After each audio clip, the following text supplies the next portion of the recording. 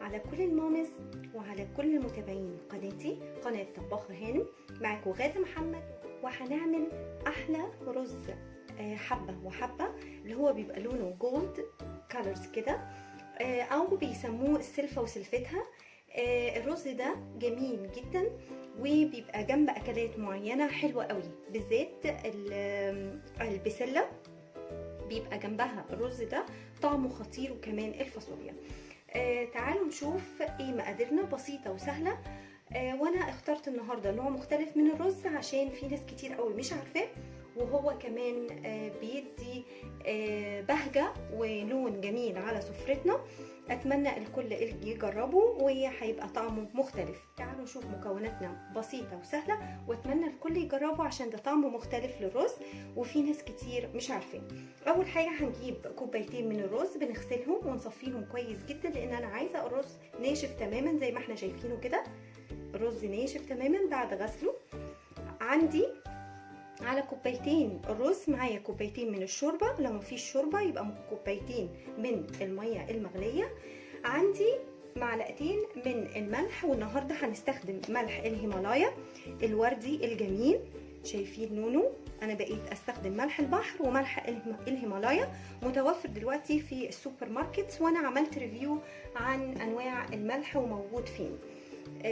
عندي كمان على كوبايتين رز ومعلقتين الملح بتوعنا عندي 3 معالق كبار من الزيت، وهبدا احمر الرز بتاعي كله. في ناس بتحط جزء وبعد كده بتحط التاني ابيض عليه بعد ما يتحمر، لا انا بحطه كله بحمره، وبعد كده بحط الميه المغليه بتاعتي او الشوربه المغليه بتاعتي والملح، وممكن فص حبهان واحد بس، والطعم الرز ده خطير. تعالوا يلا نعمله مع بعض. حطيت الحله بتاعتي على النار، هبدا احط الزيت بتاعي 3 معالق من الزيت عشان خاطر بيحب يتحمر في زيت اكتر شويه. هنبتدي نحط الزيت بتاعنا، دول 3 معالق كبار من الزيت. بعد ما يسخن الزيت هبدأ احط الرز بتاعي بعد ما غسلته ونشف تماما.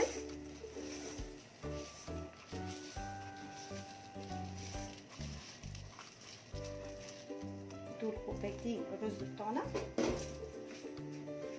وهبدأ احمر الرز بتاعي لحد ما ياخد اللون الجولد زي ما تحبيه، عايزاه جولد فاتح جولد غامق، هو بتبقى حبه وحبه. واسم الرز ده برضو سلفه وسلفتها. ممكن نعزز طعم الرز ده بقطعه من الزبد، كيوب من الزبده كده، هتخلي طعمه احلى واحلى.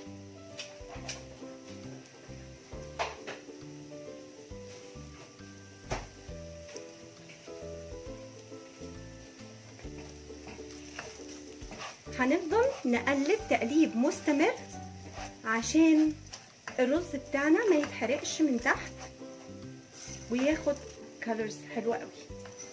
طبعا الجولد الفخم ده وبيبقى طبق مميز جدا على سفرتك.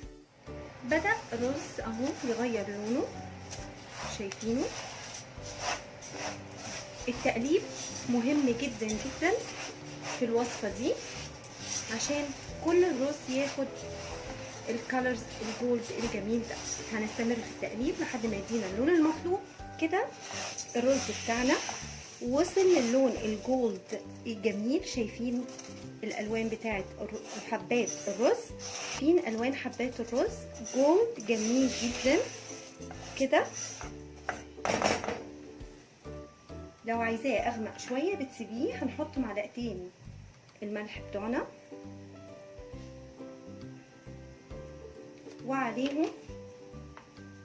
وعليهم فص واحد من الحبهان، ونقلب كويس.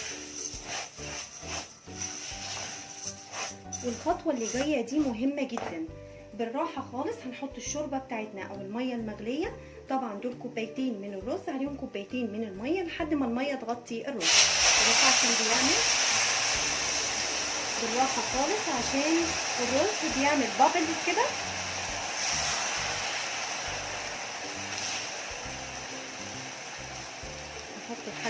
بسيطة خالص.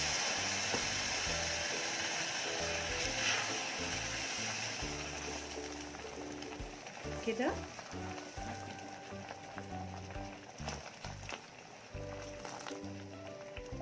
كوبايتين المية على كوبايتين الرز بتوعنا او الشوربة، هنغطيه، وبعد ما يشرب المية بعد 5 دقايق هنوطي النار ونسيبه يستوي 10 دقايق كمان ونشوف شكله النهائي ايه. الرز بتاعنا بعد ما شرب المية هنقلبه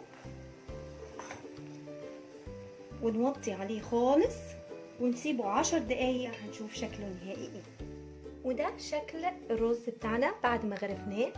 رز الحبة وحبة او السلفة وسلفتها، شكله يجنن وطعمه اروع، وبيتاكل مع بعض. الاكلات كانت ماما ربنا يخليها لنا دايما تعمله لنا جنب البسلة والكوسة.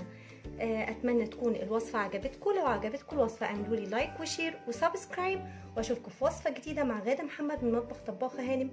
باي باي.